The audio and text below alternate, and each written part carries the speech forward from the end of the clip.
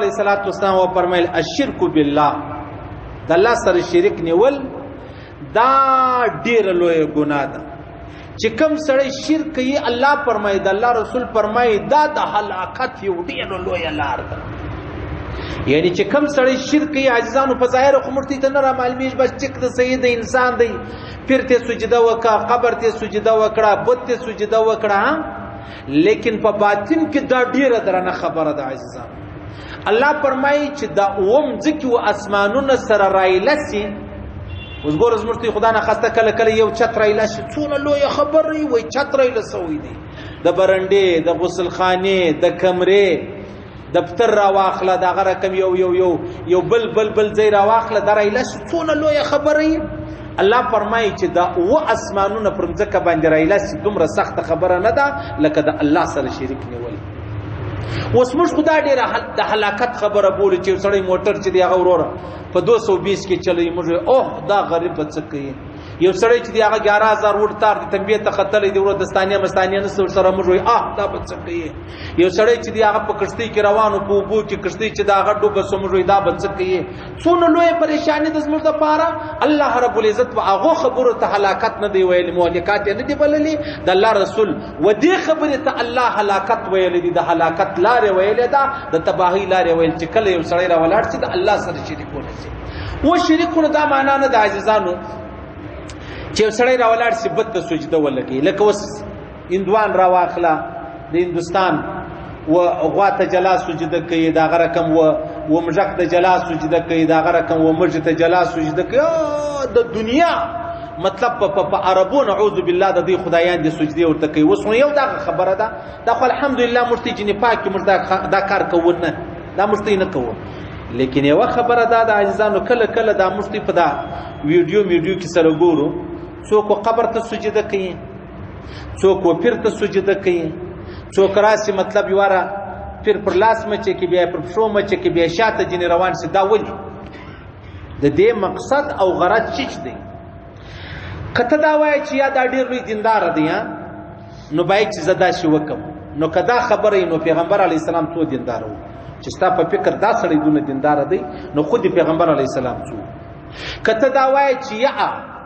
زه ډیر دیندار یم نو کته ډیر دیندار یم ابو بکر صدیق بیا څنګه واغه ول د نبی علی السلام سره نک پوسولي یندا زه هغه خبره در شایم چې زمرتي د معاشره زمرتي د علاقې زمرتي د مزاج سره ور خبرې چې دی هغه دغه دی ورله قبر لره ورله د چا زیارت لره ورله چوکاټ دی ولې مچ چوکاټ مچ کېده ولې بیا ورله قبر له دا قبر دی ولې مچ کوي علما فرمایي کوي سړی د خپل بابا قبر لره ورله دا قبر د محبت په خاطر مچ کوي دا ګناه کبیره ده د محبت په خاطر دا قبر چې دی هغه مچ کوي او کې د عبادت په خاطر مچ کوي خو به خبر سره خبره سره خرابېږي مچ کېده د قبر چې دی هغه ستنه صحیح سره علما فرمایي چې کله ولاړی ایدره لره پایدره کې بل منځ نه کوي ول دینه چې ته د استال منځ نه سې کېږي د استاد المنځ داسي مطلب ښکار لکه ته چې وس رکوع سجده کوي څه معلومه ده خلک دا قبر ته سجده کوي کې والله ته کوي کته وایي زه الله ته کوم الله فرمایي په دا رقم ځکه سجده وکړه صحیح سلو دا هغه خبرې چې عزیزانو مرڅونه ډیر په دې خبرو مبتلا دي څونه ډیر داسې خلک چې ورسي قبر لره بیا پر قبر باندې شاوخوا راوګرځي بعینه تبو د بیت الله شریف ثواب چې دی هغه کوي صحیح سلو نو دا په کوم حساب کې راځي چې شرک نه وبولو دا مرچ شو بولو چې شرک نه وبولو دا مرچ شو بولو نو خو ته خدا کار کوي کته وځي د محبت په خاطر کوم نو محبت د دې ځای پر اجازه ستا د محبت اجازه تر دې د محبت وګوره مرچ الله دې دنیا له رسول مرچ وصول رسول دي ستا محبت بدر دې ځای ستا دشمنی بدر دې ځای ستا بغض بدر دې ځای ستا عینات تر دې ځای ستا سجده بدر دې ځای دا ټول خبره مرچ الله رسول دي او سجده یو د الله حق دی عزیزانو پیغمبر علی السلام تم حق نو د پیغمبر علی السلام هم حق نه دي سجده او تولدي نو بیا کې سړی راولاړي قبر ته سجده لګي یا دا قبر چې دی غلطه تندې کشیر دی مچې کې دا به سره کوم خبره دي ته کوم معنا جنې اخلي د دې ست په دې اسلام کې په دې وطن کې کوم معنا اخلي یو معنا کستا هغه جن راوړ شاید نو به موږ وایو چې و سیده الله او رسول اجازه کړې ده، نو که نسته بیا ولې که غواړئ ځان د مهمو اسلامي معلوماتو څخه خبر کړئ،